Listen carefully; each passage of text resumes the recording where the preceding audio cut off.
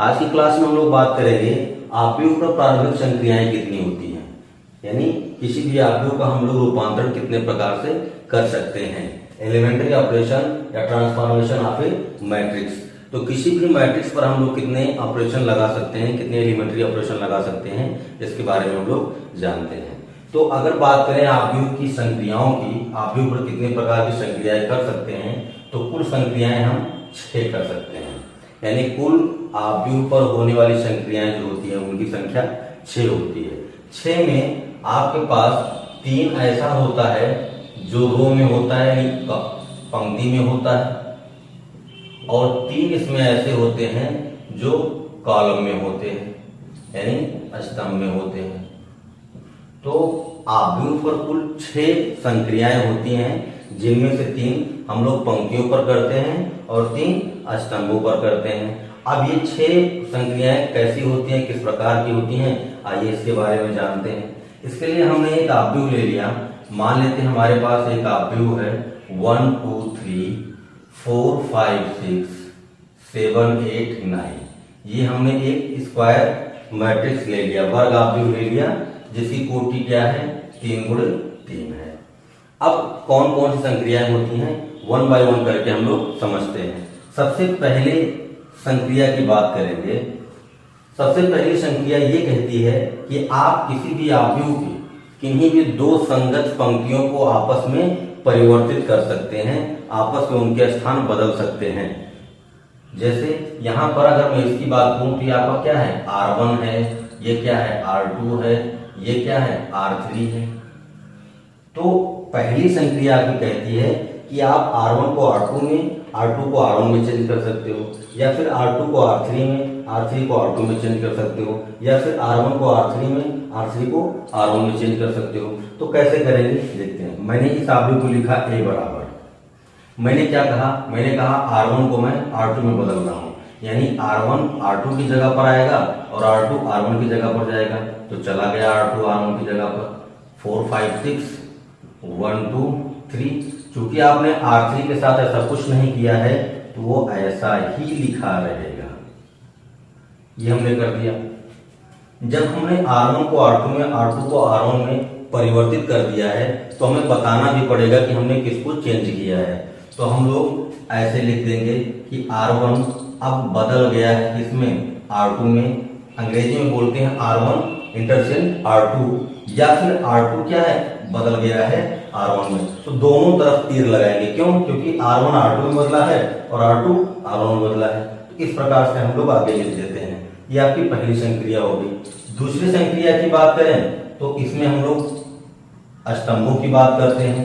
जिस प्रकार से आपने पंक्तियों को आपस में बदला है, इसी प्रकार से आप स्तंभों को बदल सकते हैं। तो बदल देते हैं। मान लेते हैं कि आपने, ये आपका क्या है, ये आपका C1 है, ये आपका C2 है, ये आपका C3 है। तो यहां पर मैंने कहा कि मैं C1 को C2 में बदल रहा हूं और C2 को C1 में बदल रहा हूं। तो बदल देता हूं। C2 आपका C1 की जगह पर आ जाएगा, तो 2 5 8 1 4 7 3 6 9 ये हो गया। हमने क्या किया, हमने C2 को C1 की जगह पर लिख दिया और C1 को C2 की जगह पर लिख दिया। तो यहां पर हम लिख देंगे क्या, C1 इंटरचेंज C2 या फिर C2 इंटरचेंज C1। इस प्रकार से हम लिखकर यहां पर दिखा देंगे। तो ये हमारी 2 संक्रियाएं हो गई, जिनमें हमने क्या किया, किन्हीं भी 2 संगत पंक्तियों को आपस में बदल दिया और किन्हीं भी 2 संगत स्तंभों को आपस में बदल दिया। अब सवाल ये उठता है कि क्या ऐसा करने पर आव्यूह पर फर्क पड़ेगा या नहीं पड़ेगा। भाई आव्यूह आपका ये था पहले, अब ये बन गया या अब ये बन गया, तो क्या इसमें फर्क पड़ता है कि नहीं पड़ता है। तो इसके लिए हम लोग एग्जांपल लेते हैं, सिस्टम ऑफ इक्वेशन की बात करते हैं। जैसे मैंने एक समीकरण लिखा 4x + 5y + 6z बराबर 10। फिर लिखा 1x + 2y + 3z बराबर 12। फिर लिखा 7x + 8y + 9z बराबर 15। ये हमने लिख दिया। अब यहां पर आप देख सकते हैं कि x का गुणांक, y का गुणांक, z का गुणांक, जो कोफिशिएंट यहाँ पर x y z के हैं वो इस आव्यूह में लिखे गए हैं। x का गुणांक क्या है 4 है, y का गुणांक क्या है 5 है, z का गुणांक क्या है 6 है। इसी प्रकार x का 1, y का 2, z का 3, x का 7, y का 8, z का 9, ये हो गया। अब अगर मैं इस वाले समीकरण को यहाँ लिख दूं और इस वाले समीकरण को यहाँ लिख दूं तो क्या इस सिस्टम ऑफ इक्वेशन पर कोई फर्क पड़ेगा? आंसर है नहीं फर्क पड़ता। आप किसी भी समीकरण को पहले लिखें या बाद में लिखें, तो जो आपको यहाँ पर पंक्तियों और स्तंभों को चेंज करने पे मिलता है उस पर कोई फर्क नहीं पड़ता है। हाँ, ये सवाल जरूर है कि क्या ये वाला अवयव इस वाले अवयव के बराबर होगा? तो आंसर है नहीं होगा। क्यों? क्योंकि दो अवयव बराबर होने के लिए उनके संगत अवयव बराबर होने चाहिए। यानी इसका पहला एलिमेंट अगर 4 है और इसका 2 है तो ये बराबर नहीं हो सकते। क्यों? अगर ये दोनों बराबर होने चाहिए थे तो यहाँ पर या तो 2 होता या तो यहाँ पर 4 होता। संगत अवयव बराबर होने चाहिए। इसी प्रकार यहाँ पर 5 है तो यहाँ भी 5 होना चाहिए था, यहाँ पर 6 है तो यहाँ भी 6 होना चाहिए था, यहाँ 1 है तो वहां भी 1 होना चाहिए था।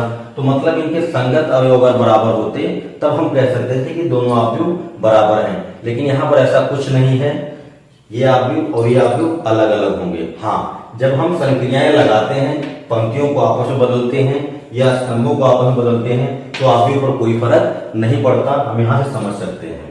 तो यहाँ पर हमने समझा कि दो संक्रियाएं हमारी कौन सी होती हैं। एक होती है जिनमें हम संगत पंक्तियों को आपस में बदल देते हैं और दूसरी होती है जिसमें हम स्तंभों को आपस में बदल देते हैं। अब हम लोग बात करेंगे तीसरी और चौथी संक्रिया की। अब तीसरी और चौथी संक्रिया की बात करते हैं। तो तीसरी और चौथी संक्रिया क्या कहती है?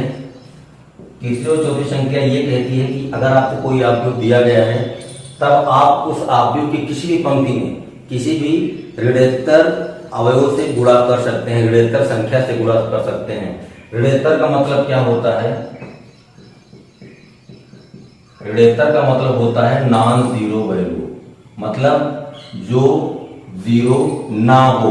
जीरो के अलावा कोई भी गिनती हो सकती है लेकिन जीरो ना हो। तो अगर हम कहें कि हम किसी भी एक पंक्ति में किसी भी संख्या से गुणा करना चाहते हैं जीरो को छोड़कर, तो हम क्या कर सकते हैं?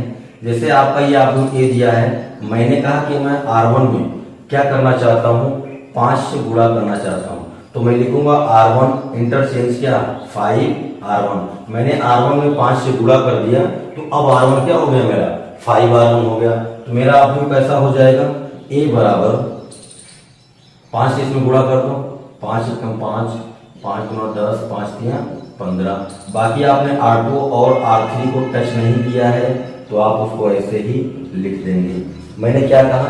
मैंने कहा किसी भी पंक्ति के किसी भी अवयव के किसी भी पंक्ति में आप किसी भी नॉन जीरो वैल्यू से गुणा कर सकते हैं, मतलब ऐसी संख्या से गुणा कर सकते हैं जो जीरो ना हो। तो मैंने 5 से गुणा कर दिया एग्जांपल के लिए। किसमें किया? R1 में किया। जब मैंने R1 में 5 से गुणा किया तो मेरा R1 क्या हो गया 5R1 हो गया। यानी इनके सभी अवयव में मैंने क्या कर दिया? गुणा कर दिया। तो किसी भी अवयव के किसी भी एक पंक्ति में हम किसी भी संख्या से गुणा कर सकते हैं। ऐसे ही आपका चौथा वाला कहता है कि आप किसी भी स्तंभ में किसी भी ऋणोत्तर संख्या से गुणा कर सकते हैं। जैसे यहाँ पर मैंने पंक्तियों में किया, ऐसे मैं यहाँ पर स्तंभों में कर सकता हूँ। तो मैं यहाँ पर कह देता हूँ कि C2 बदल गया है क्या 2C2 में।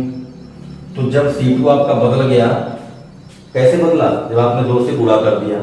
तो यहाँ पर देखिए C2 आपका ये रहा। तो C1 में तो आपने कुछ नहीं किया है तो इसको ऐसे लिख दीजिए 147। C2 में आपने 2 से गुणा किया, 2 गुना 4, 2 पंचे 10, 2 अठे 16। बाकी C3 आपका ऐसे रह जाएगा। तो तीसरा और चौथा जो आपका ट्रांसफॉर्मेशन है, तीसरी और चौथी संक्रिया है, वो क्या कहती है? या किसी भी अवयव में किसी पंक्ति या स्तंभ में किसी भी ऋणोत्तर संख्या से गुणा कर सकते हैं। ऋणोत्तर का मतलब जो जीरो ना हो। जीरो कहते हैं प्लस भी हो सकता है, माइनस भी हो सकता है, कुछ भी हो सकता है, लेकिन जीरो से हमें गुणा नहीं करना है। अगर हमने इसमें जीरो से गुणा कर दिया, इसमें जीरो से गुणा कर दिया तो ये पूरी पंक्ति जीरो हो जाएगी, ये पूरी स्तंभ जीरो हो जाएगी, उसका मतलब बदल जाएगा। ये हम लोग जानेंगे जब इनवर्स पढ़ेंगे तब। तो तीसरी और चौथी संक्रिया आपकी कहती है किसी पंक्ति या किसी भी स्तंभ में आप किसी भी संख्या से गुणा कर सकते हैं। अब हम बात करेंगे पांचवी और छठवीं संक्रिया की। अब हम लोग बात करेंगे पांचवी और छठवीं संक्रिया की। पांचवी छठवीं संक्रिया क्या कहती है कि अगर आपको कोई अवयव दिया गया है तब आप इस अवयव के किन्हीं भी दो संगत पंक्तियों को आपस में जोड़ करके पंक्ति को बदल सकते हैं, या किन्हीं भी दो स्तंभों को आपस में जोड़ करके संगत स्तंभ को बदल सकते हैं। जैसे यहाँ पर मैं अगर पंक्तियों की बात करूं तो मैंने कहा मैं R1 को चेंज कर रहा हूं, कैसे? R1 प्लस R2 से। मैंने क्या कहा? मैंने कहा मैं R1 को बदल रहा हूं, कैसे बदलेगा? जब मैं R1 में R2 को जोड़ दूंगा तब ये बदल जाएगा। तो बदल देते हैं, तब आपका आव्यूह क्या हो जाएगा? R1 मैंने R2 को जोड़ा, 4 1 5 हो गया, 5 और 2 7 हो गया, 6 और 3 9 हो गया। मैंने कहा सिर्फ मैं R1 को बदल रहा हूं, तो R2 और R3 मेरे क्या होंगे? जैसे थे वैसे ही रहेंगे। 7 8 9। क्या किया? R1 को चेंज कर दिया, और कैसे किया? R1 प्लस R2 से। इस तरह से हम इसको चेंज कर सकते हैं। हाँ, अगर हम चाहें तो हम इसमें 2 से गुणा भी कर सकते हैं, कोई दिक्कत नहीं, क्योंकि हमने तीसरी और चौथी संख्या यहाँ पर पढ़ी है। क्या? किसी भी पंक्ति में हम किसी भी निरंतर संख्या से गुणा कर सकते हैं। तो अगर हम R1 को बदलना चाहें, और कैसे बदलना चाहें? R1 प्लस 2R2 से, यानी R2 में पहले 2 का गुणा कर दें और फिर R1 में जोड़ दें, तब हम R1 को बदलें। तो हम कैसे बदलेंगे पहले देख लेते हैं। तब आपका आव्यूह क्या हो जाएगा? A बराबर R2 में आप 2 का गुणा कर दिए, 2 4 8 हो जाएगा, और 8 और 1 कितना हो गया? 9 हो गया। जोड़ रहे हैं दोनों को, फिर 2 से 5 में गुणा करेंगे, 2 पंचे 10 और 2 कितना हो गया? 12 हो गया। फिर 2 से गुणा करेंगे 6 में, 2 छक्का 12, और 12 और 3 कितना हो गया? 15 हो गया। क्या किया? पहले R2 में मैंने 2 से गुणा कर दिया, फिर R1 में जोड़ दिया। बाकी आपके R2 और R6 तो ऐसे ही रहेंगे, क्योंकि आपने उनको चेंज नहीं किया है। अब सवाल ये उठता है कि आप प्लस ही होगा? जी नहीं, आप चाहें तो माइनस भी कर सकते हैं। R1 को आप बदलना चाहें तो R1 माइनस 2R2 भी कर सकते हैं, या R1 माइनस R2 भी कर सकते हैं। तो जोड़ और घटाना आप कर सकते हैं किन्हीं भी 2 पंक्तियों को, किन्हीं भी 2 स्तंभों को। अब हम बात करते हैं स्तंभों की। मैंने कहा कि C2 बदल गया है, क्या?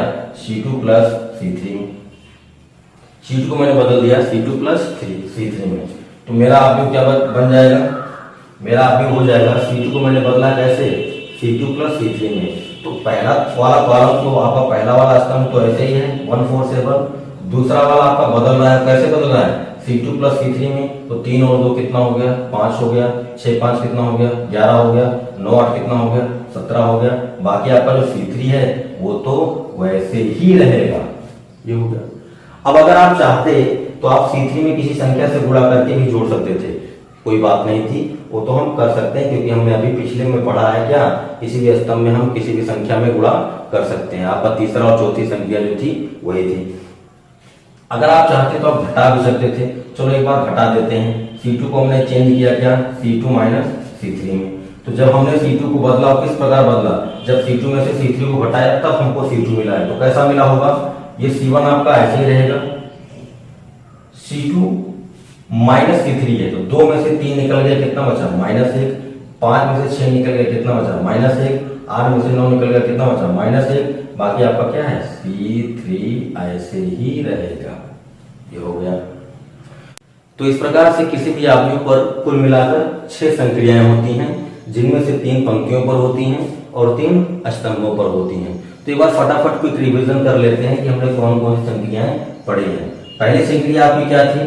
किन्हीं भी 2 पंक्तियों को आप आपस में इंटरचेंज कर सकते हैं, किन्हीं भी 2 पंक्तियों को आपस में आप परिवर्तित कर सकते हैं। कुल मिला के मैं कह सकता हूँ RI को मैं RJ में चेंज कर सकता हूँ, या फिर RJ को मैं RI में चेंज कर सकता हूँ। I और J की बात अगर करें तो I और J आपका 1 2 3 4 कुछ भी हो सकता है। दूसरी संक्रिया आपकी क्या थी? किसी भी आप कॉलम को दूसरी कॉलम में बदल सकते हैं, या दूसरी कॉलम को आप पहली कॉलम में बदल सकते हैं, यानी हाँ आप स्तंभों को आपस में इंटरचेंज कर सकते हैं। तीसरी संक्रिया की क्या थी? किसी भी पंक्ति में अगर हम चाहें, किसी पंक्ति में अगर हम चाहें तो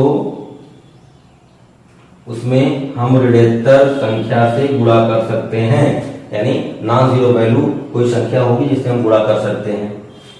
इसी प्रकार आपका कॉलम वाला था, जिसको आप लिख सकते हो